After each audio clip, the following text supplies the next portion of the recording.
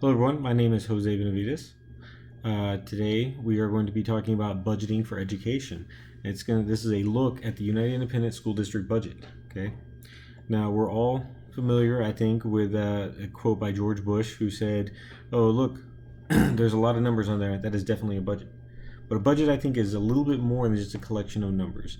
As Jacob Lew states here, it is not just a collection of numbers, but an expression of our values and aspirations. I think that after we take a look at this budget, we're definitely going to be seeing how a budget can reflect those things. Now, we'll talk about United Independent School District itself, where it's located, student makeup. We'll talk about their budget process. We'll take a look at their budget document, and afterwards have a quick recap and end this. Okay, so first, let's look at United Independent School District.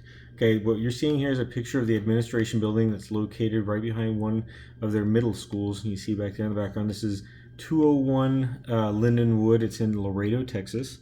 Town's about 250,000 people. Right now, it's the students that are currently enrolled are about 43,325 students. It's over 6,100 employees, and those around 49 campuses. Now, that includes juvenile campuses, STEP campuses, early college campuses, primary, secondary, primary, middle, and high school campuses as well. Now, one of the reasons why we talk a lot about the student population is kind of how the budgets for schools work, at least in Texas it does. Now the demographics here are interesting.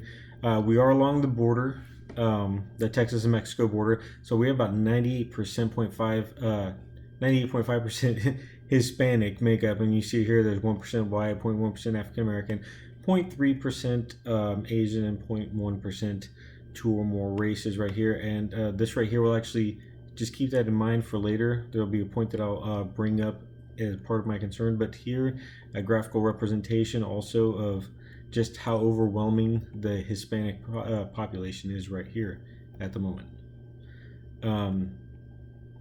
UISD also has a major presence in the community. It is the largest employer. These are all the major employers here in Laredo. With the over 6,100 employees, they rank above Laredo Independent School District, City of Laredo, Border Patrol, Customs. Pretty much everything. They overshadow everyone here. They even have more than Walmart, TAMU, and LCC combined. So the school district is very well ingrained into the community. Now, let's take a look at their budget process.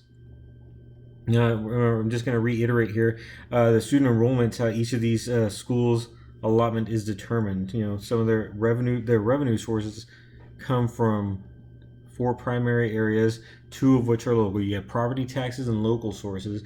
Now the difference in the 2 of those is obviously taxes are get paid by citizens, by everyone who's a property owner of some sort, and then the local sources that they have are gate fees, property rentals. They also sell advertising space on school buses, and that right there is another way for them a creative way, I think, to earn some additional funding. But they also get funding from the state and from federal government. A large portion is the Child Nutrition Fund, so a lot of the food programs here in Texas are funded by that. They have a tax rate, a maintenance operating tax rate is 1.04. The interest in sinking is at 0.18486.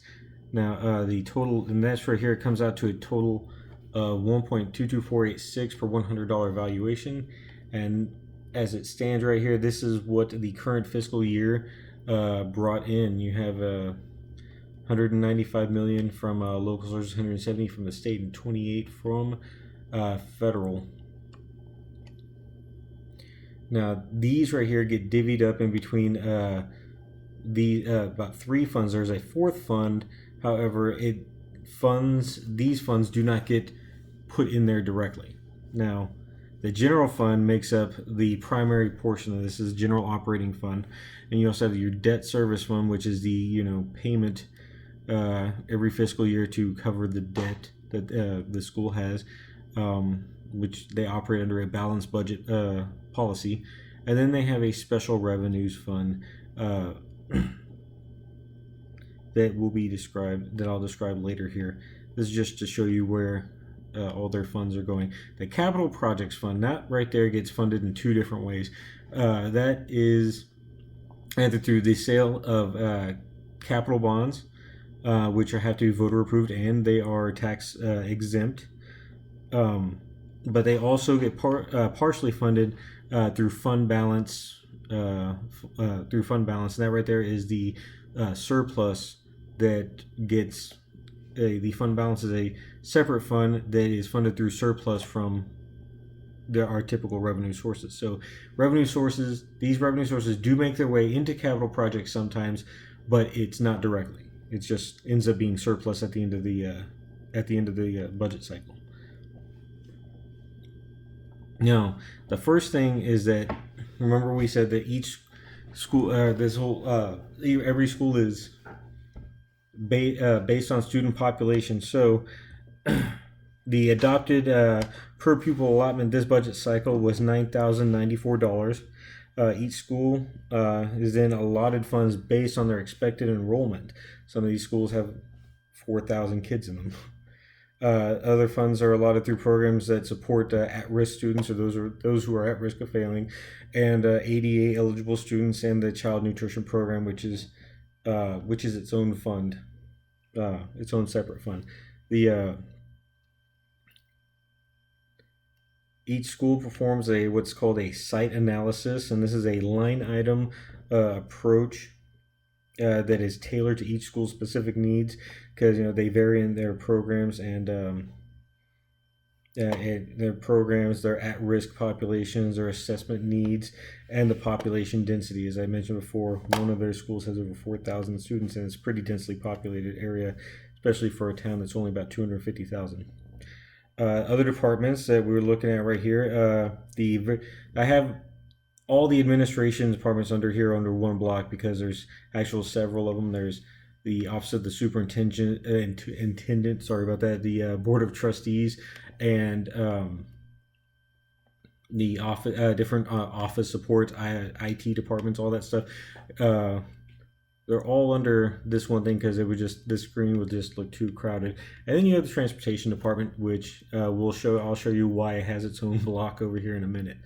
But these guys will perform a trend analysis based on anywhere between 3 and 5 years history of their past spending behaviors. Okay, so once all of these guys have their individual budgets done, they will submit it to the UISD budget office, where they will either approve, reject, or ask for them to modify their budget. Once they have everybody's approved, then they will submit it to the Board of Trustees by September 1st. The Board of Trustees will then examine it, look it over, send it back, or adopt it, but they have until October 31st to do this. Now,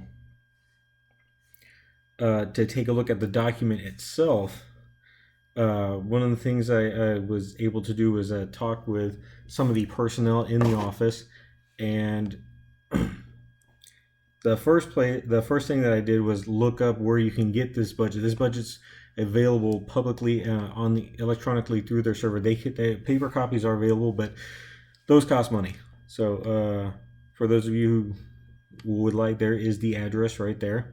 That right there will pop up a PDF. Okay, and the budget itself, the document has received the Distinguished Budget Presentation Award for the past 14 years, and everybody in the office seems to be very proud of that, and they're pretty happy with their work that they've done. And here's a copy, or here's what the cover looks like. Now, there we go.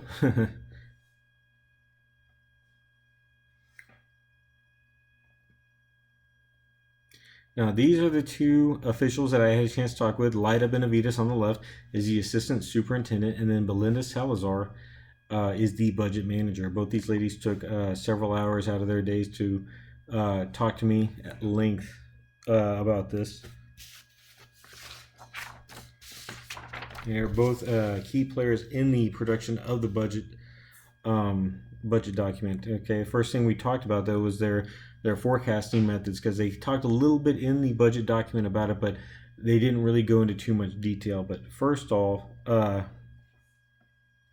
what they consider in their forecasting method is not just a basic trend analysis, but they also take into consideration things like market value for their property, the projection of market value there, expectations of bond debt management. What are they going to be expecting to be paying back this next year?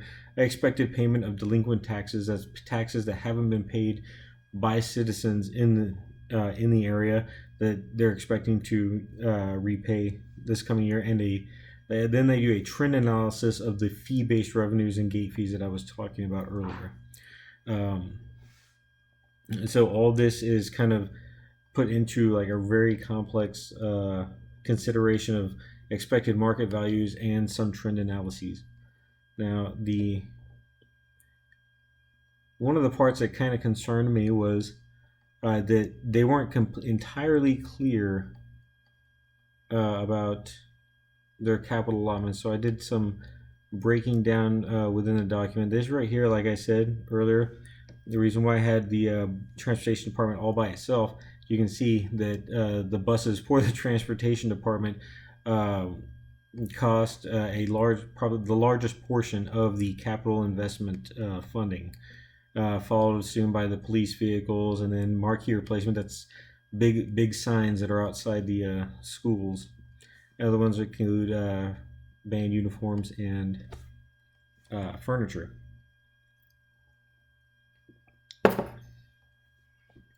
Now, where the concern is that the pay schedule extends all the way to 2045, and the payments end up being nearly $600 million. This right here is a graphical representation of interest and principal payments right here. It's always neat to see how much more you're paying in principal than you are in interest than you are in principal. Now, both of them, both the officials say that while the town's expanding pretty rapidly, it's also been affected by the oil and gas industry.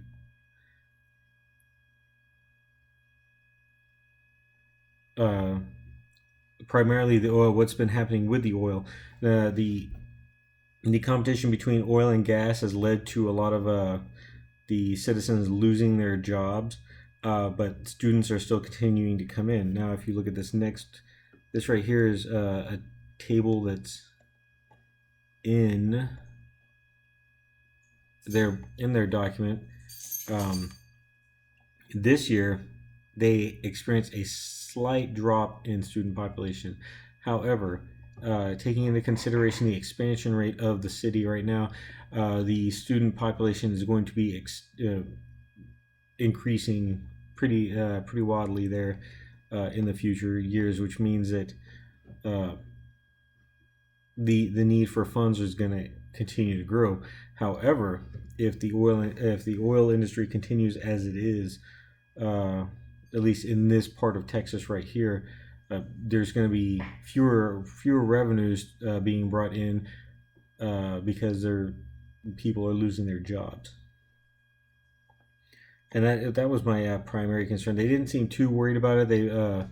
The district itself has a pretty good history of maintaining funding. They have a lot of pretty wealthy investors here, and their bond sales are typically really helpful.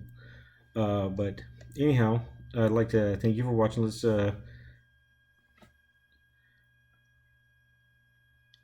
Thank you for watching. I hope you all enjoyed this. It was an enjoyable experience for me, and I'll tell you one thing, that working in a school budgeting office does not sound like an easy job. It was definitely eye-opening, and I'm still playing with the document because it's really interesting to see where all that money is going. If you'll have any other questions, just shoot me an email. Here are some references that I used throughout this work, and thanks again.